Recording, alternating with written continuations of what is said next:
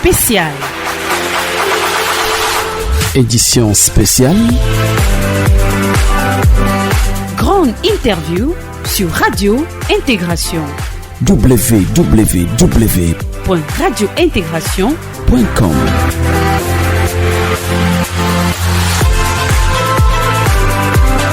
Les questions relatives à l'intégration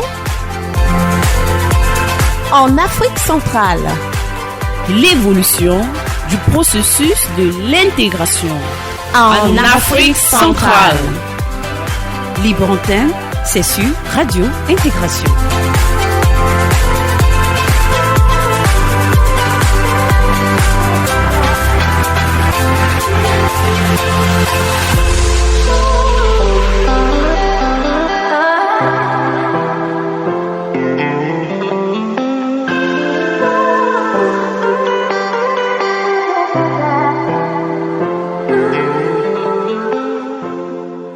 Depuis l'adhésion du Cameroun à l'initiative en 2005, la norme ITA, Initiative pour la transparence dans les industries extractives, a permis au Cameroun de réaliser des progrès notables dans la transparence et l'accès à l'information relative à la gouvernance du secteur extractif.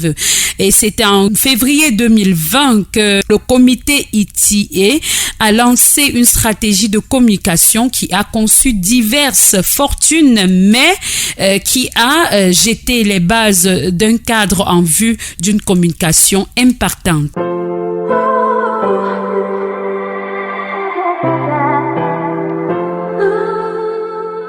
Mesdames et messieurs, bienvenue une fois de plus dans cette édition de Grande Interview, une édition spéciale d'ailleurs.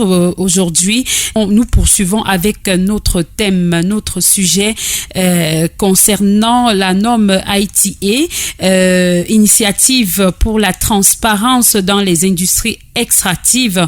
Le cas du Cameroun, pourquoi les données ne sont pas transparentes, pourquoi les données ne sont pas ouvertes, pourquoi il y a cette inaccessibilité. La société civile en parle.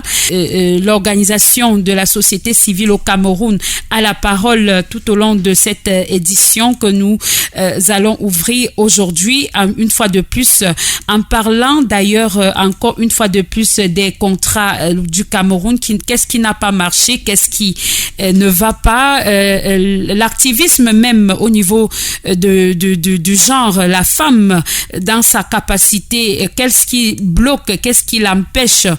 Quelle est la place de la femme dans ce combat que nous voulons étaler davantage pour rendre l'information plus accessible au public camerounais et même d'ailleurs. Dans cette édition, nous recevons Monsieur Nkolo Aïssi Ernest, qui est consultant expert. Il est également membre à GAGES, agit pour garantir la gouvernance économique et sociale. Et voilà, je suis Nina Priskamekam derrière ce micro de présentation, assisté de l'autre côté de la technique par Josué Nabral.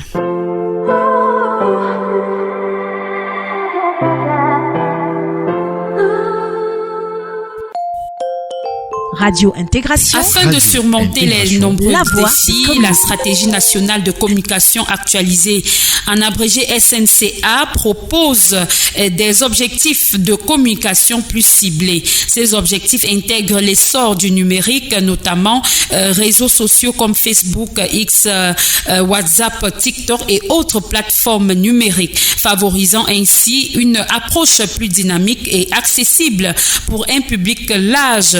La mutualisation des forces des acteurs clés du secteur de l'adoption des messages adaptés aux priorités nationales à la norme ITA 2023 seront au cœur des actions futures.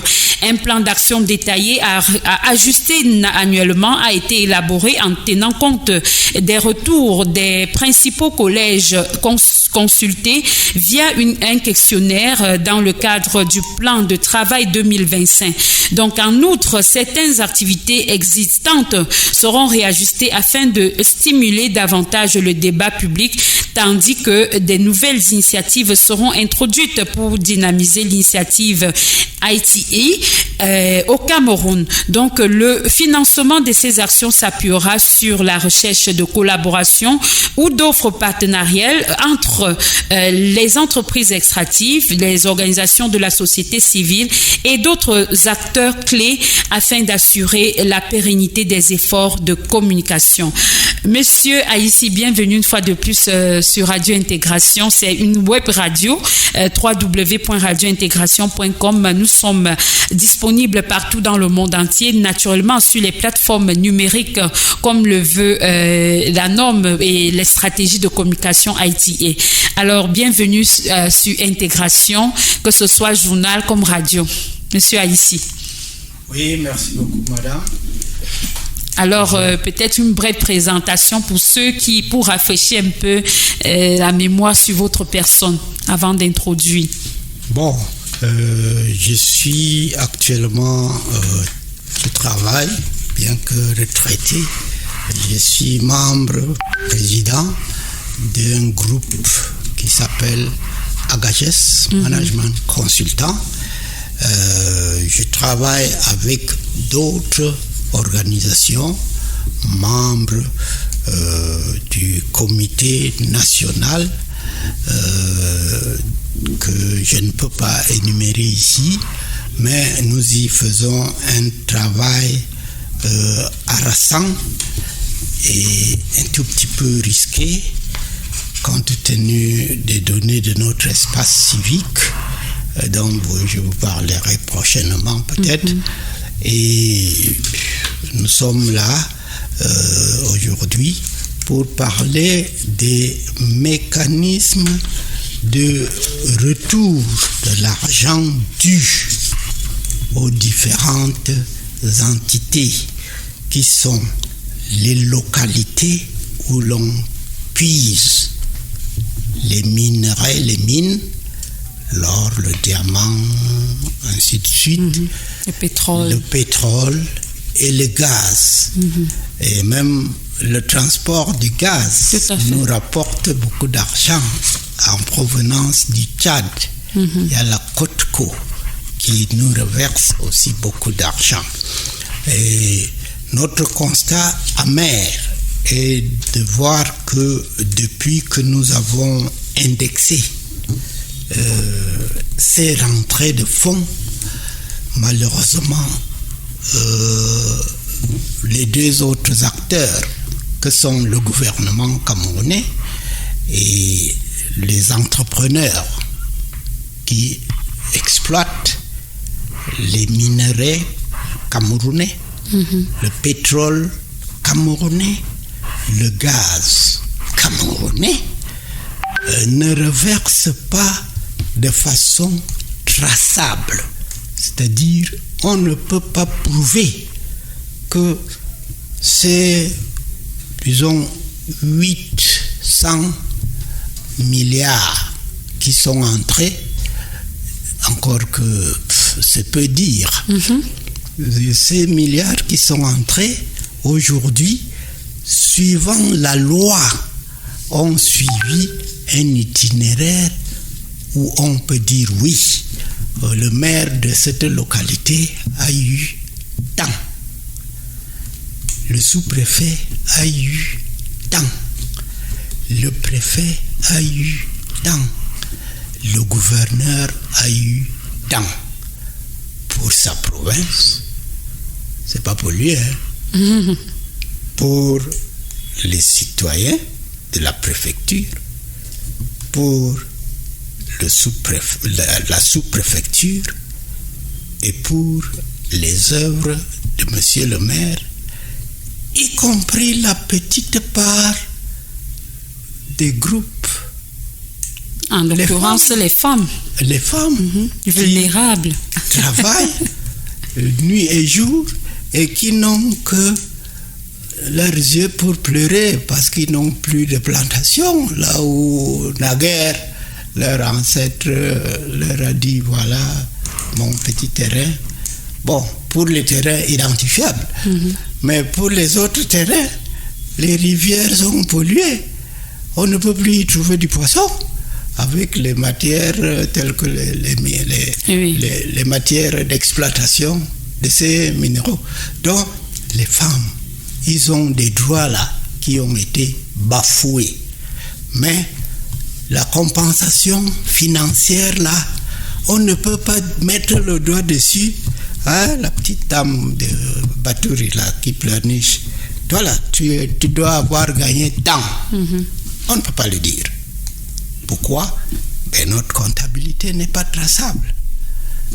Une étude a été menée, elle a prouvé, je ne peux pas vous lire l'économie de toute l'étude, ça fait bien une bonne centaine de pages, mais en résumé, je peux vous certifier qu'on n'arrive pas à retracer dans les impôts la juste part qui devait revenir à la villageoise de telle localité où telle entreprise exploite tel minerai.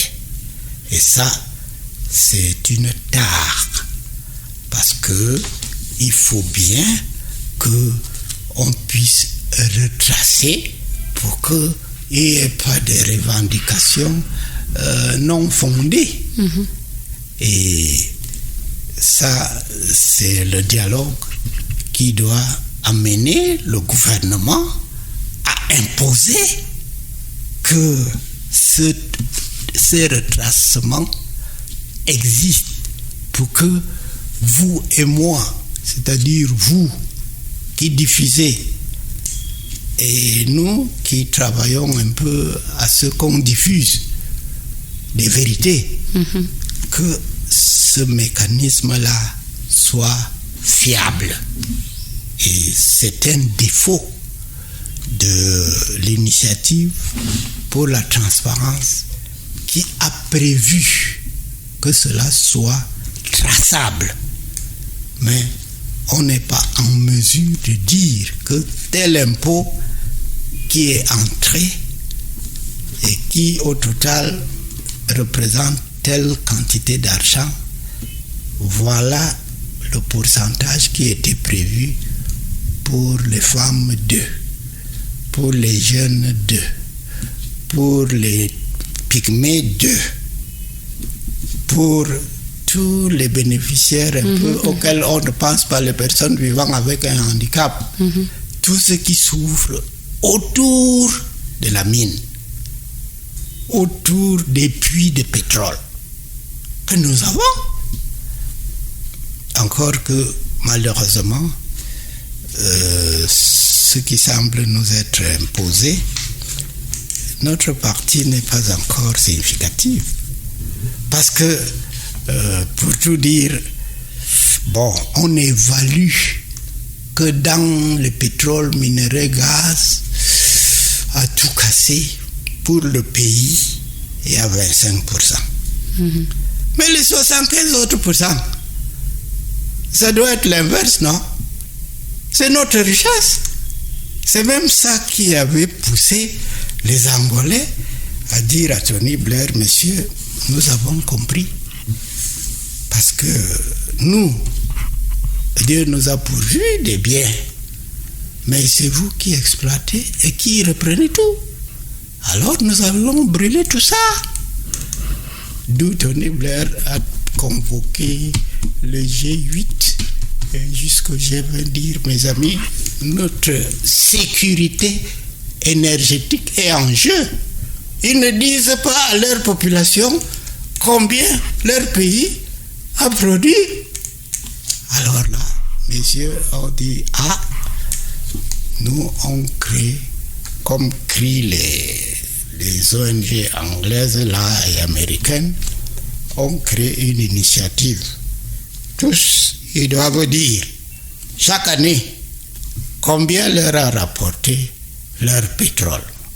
Mais dans les transferts infranationaux, il n'y a pas que le pétrole. Et il y a les impôts, en gros, qui sont les paiements de nos minerais ne sont pas déjà conséquents. Quand même, 25%, ce n'est pas bon. Vous et moi, on est d'accord. Je suis ici, bon, cette localité vous appartient. Bon, c'est là votre petit domaine. Mais si c'est un autre qui doit venir parler plus que vous qui avez la parole, vous êtes obligé de dire ici c'est notre bureau. Bon, mais là, c'était notre affaire. C'est les relations entre les divers partenaires étrangers et nous, propriétaires de ces richesses. Je vais vous dire une petite confidence.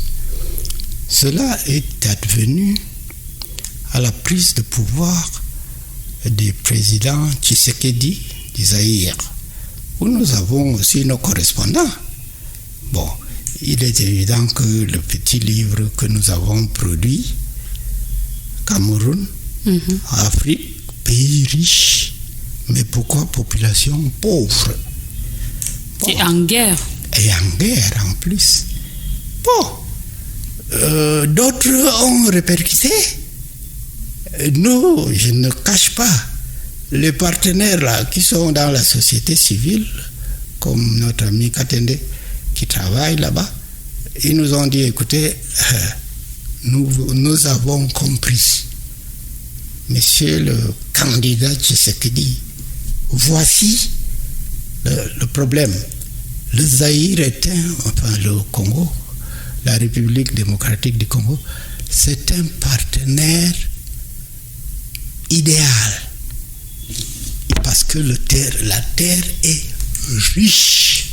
C'est un scandale géologique. Mais pourquoi nous on reçoit des miettes et les étrangers ont le plus gros? Voilà un peu globalement dit la lutte de la société civile. Eh bien, tenez-vous tranquille, mesdames. Monsieur Tshisekedi a demandé la révision de tous les contrats quand il a pris le pouvoir. Et la cote de nos collègues du Congo, ancien Zaïre, bon, la cote du pays a monté. Le paysan bénéficie un peu plus que les 25% qui sont notre soi-disant part. Et là, il y a un combat international dans lequel certains se battent plus vite que d'autres. Nous, on n'a pas encore même touché la structure du partage des biens de notre sous-sol. C'est de ça qu'il s'agit. Il ne s'agit pas du sous-sol de Paris ou de Londres ou de New York. C'est notre sous-sol. C'est notre richesse. C'est notre richesse. Et ça va de soi que nous devons aussi renverser cette tendance. Pourquoi exporter tout brut? Pourquoi ne pas transformer nous aussi localement? C'est là alors que se pose un problème qui dépasse le Cameroun, l'Afrique même. Mais il y a des pays qui se battent pour inverser cette fraction. Si parlons des revendications, les combats de la société civile tels que vous le détaillez, est-ce que vous avez connaissance même d'une coalition citoyenne qui a eu à tenter d'analyser même ces données-là qui sont publiées? Est-ce qu'il y a eu des initiatives dans ce sens de pouvoir tenter même d'analyser les recettes fiscales minières mais qui s'est trouvé freiné par ces données-là qui sont inexploitables. Est-ce qu'il y a eu des cas? Est-ce qu'il y a eu ou bien c'est tout simplement un combat pour manger les fruits du gagne-pain sans toutefois mener des actions, parce qu'il y a une différence entre chercher l'héritage du père, il a laissé les biens, mais est-ce qu'on est capable de garder, de comprendre même ces biens? Est-ce qu'on a pris le temps nous-mêmes de chercher à comprendre? Est-ce qu'il y a eu ce travail-là au niveau de la société civile? Bon, c'est une bonne question. Je peux vous garantir que c'est la raison d'être des petits regroupements que nous sommes. Mm-hmm. Mais nous revendiquons dans un désert où d'autres ont des intérêts. Et quand je dis d'autres, je ne parle pas seulement de notre pays. C'est toute l'Afrique, c'est même le tiers-monde. C'est comme ça qu'est partagé le monde d'aujourd'hui. Bon, nos petites voix s'élèvent, mais le réseau Tax Justice Network a des membres, et des membres influents. Le CRADEC, il écrit, il ne fait que dénoncer qu'il y a beaucoup de sorties de fonds qui partent, et qui sont invisibles entre les mains des corrupteurs et des corrompus. Et bon, il y a d'autres petits organismes aussi qui crient, même des organismes de femmes. Et les 7 qui sont membres du comité là, elles ne sont pas là pour les beaux yeux de messieurs. Elles font le même langage. Elles ne sont pas là pour leur poche ou bien? Non, pas réellement. Pour l'intérêt du peuple. Oui, ils sont là pour crier l'intérêt des populations. Et ils sont dans d'autres pays. Nous sommes même dans des réseaux plus larges qui crient. C'est dans le monde entier. C'est une lutte plus que nationale. Elle est continentale. Et les structures de distribution du pouvoir ne sont pas bonnes.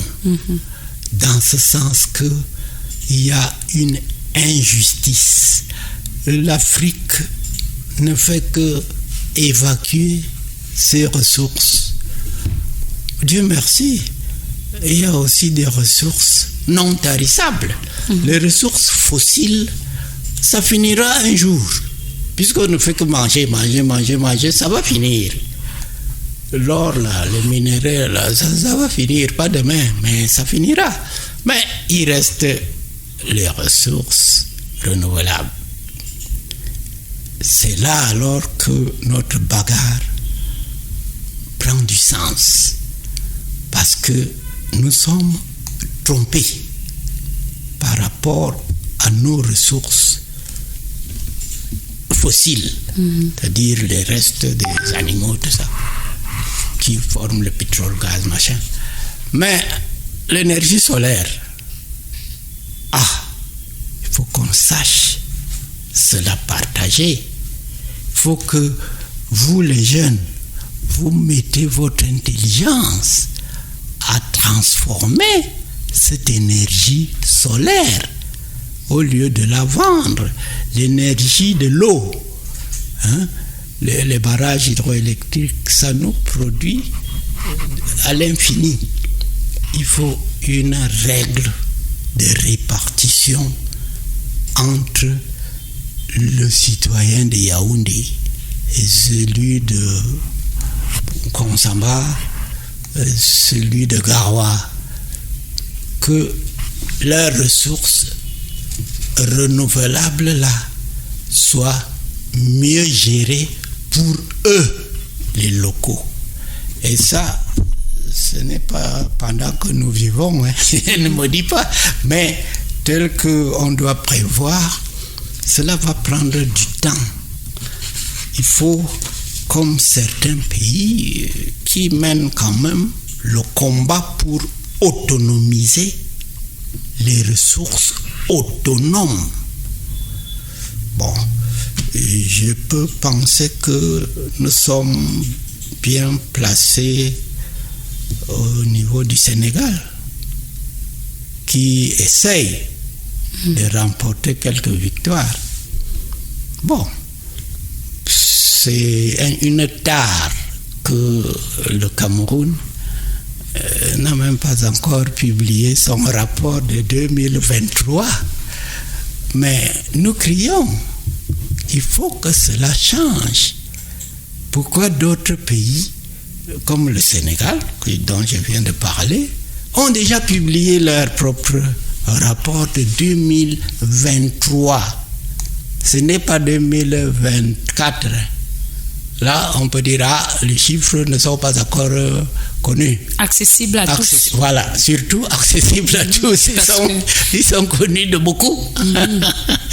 Bon, et ce qui entre comme impôt payé par le citoyen, moi, vous, les autres. Mais on a dit que sur les industries extractives, pétrole, minerais, gaz, voici le chiffre que ça a donné au nom des litiers cette année. Nous avons une loi qui a réparti, tel va à tel ministère, tel va à telle préfecture, tel va à telle sous-préfecture, tel va à telle mairie, et aux communautés et aux individus, les délaissés, les laissés pour compte, les bororos, les handicapés, les personnes vivant avec un handicap, les pygmées, dans certaines forêts, il n'y a plus de gibier à cause des industries extractives. Voilà ce qui doit aller là-bas. Et on fait la répartition équitable. Ce n'est pas donné. Et nous, autant que l'espace respirable, civique, citoyen nous est donné, on peut le dire à travers les ondes. J'espère que votre émission sera écoutée. C'est écouté partout, c'est sur Internet. Et voilà. J'aimerais, avant qu'on se sépare, des recommandations sur l'ouverture des données pour ouvrir le débat public. Parce que lorsque les données sont exploitables et accessibles à tous, ça donne à chacun de donner son opinion et ça évite même des malentendus et des suspicions qui ne sont pas d'actualité pour le cas du Cameroun. Est-ce que vous avez des recommandations dans ce sens? Bon, les recommandations sont que nous soyons d'abord nous-mêmes conséquents. Nous avons adhéré à une initiative qui date déjà d'une bonne vingtaine d'années, si je ne m'abuse, depuis 2005. 20 ans, oui. Voilà. Et volontairement, nous avons accepté de révéler pour qu'il y ait un juste débat à travers les médias, parce que nous, on ne peut compter que sur les médias qui disent à tout le monde, quelle que soit l'échelle d'écoute, voici ce que nous avons eu cette année, voici la part qui revient à tel village, voici ce que le gouvernement a fait avec. Bon, d'autres seront là à la base pour leur dire, mais dis donc, nous on n'a pas eu ça, nous on n'a pas la route, nous on manque de ceci. Comment il paraît que c'est prévu, il y a quelque chose, mais où est notre part? C'est là que pourrait commencer un peu d'avancer sur notre situation à nous tous. Parce que malheureusement, nous sommes pays riches, mais notoirement, nous demeurons pays pauvres. la contradiction, c'est le gouvernement qui doit répondre de ça. C'est l'industriel qui doit répondre de ça. Et nous, la société civile, nous, on doit toujours crier sans avoir peur. Bon, ceci pose un autre problème dont je ne suis pas invité à parler, mais dont je parlerai volontiers, l'espace civique. Bon, on pourra dire aussi nos modestes appréciations de notre capacité à jouir de droits de l'homme, à revendiquer publiquement et pacifiquement. Ça a l'air comme ça va de soi pour vous, les journalistes, mais vos frères qu'on tue sur le terrain, suivez mon regard, Martinez Zogo. Bon, quand ça commence à être ébruité à ceux-là qui vivent de la corruption, oui, eux aussi se mettent en branle. Bon, c'est ça notre sort. Mais ça ne doit pas empêcher la bagarre. Parce qu'au bout du compte, nous gagnerons. Ça ne doit pas empêcher la bagarre, la lutte continue et c'est jusqu'au dernier souffle. Merci beaucoup, Monsieur Aïssi, pour cet engouement, votre combat depuis 2005 déjà. C'est 20 ans de combat et d'expérience et nous avons bénéficié tout au long de ces 2 éditions d'émissions et il y a encore d'autres choses dans le sac. C'est beaucoup d'encyclopédies pour vous et nous sommes honorés et privilégiés d'avoir été avec vous. Merci pour votre présence et toutes ces, je dirais quoi, cette richesse intellectuelle que vous avez déployée tout au long de ces programmes. Merci encore une fois de plus. Merci au public, merci à vous, journalistes. Vous savez, vous êtes la deuxième paire de manches pour nous, pour diffuser, faire connaître ces injustices. Tout à fait. Que les choses changent pour le bien de tout le monde. Et appelez-nous à tout moment, nous serons disponibles pour chaque, je vais dire, information à traiter et à diffuser. C'est bien Radio Intégration, www.radiointégration.com, votre émission Grande Interview, une édition spéciale avec une personne spéciale, Monsieur Aïssi, Monsieur Nkolo Aïssi.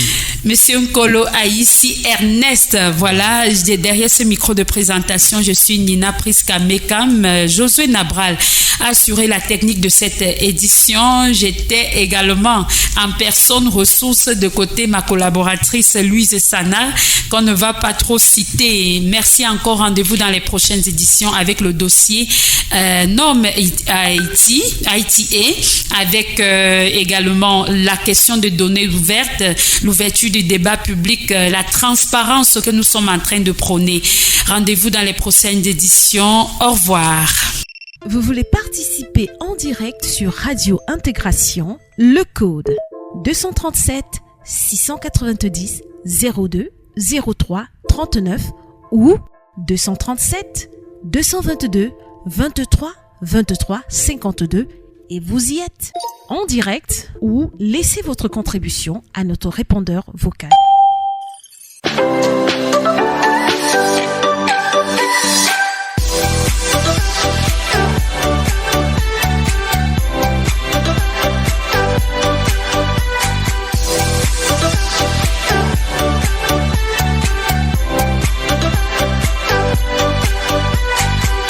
Édition spéciale.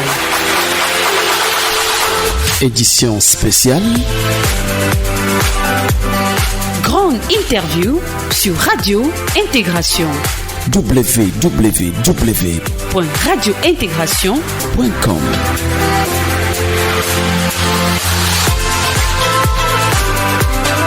Les questions relatives à l'intégration en Afrique centrale. L'évolution du processus de l'intégration En Afrique centrale. Libre antenne, c'est sur Radio Intégration.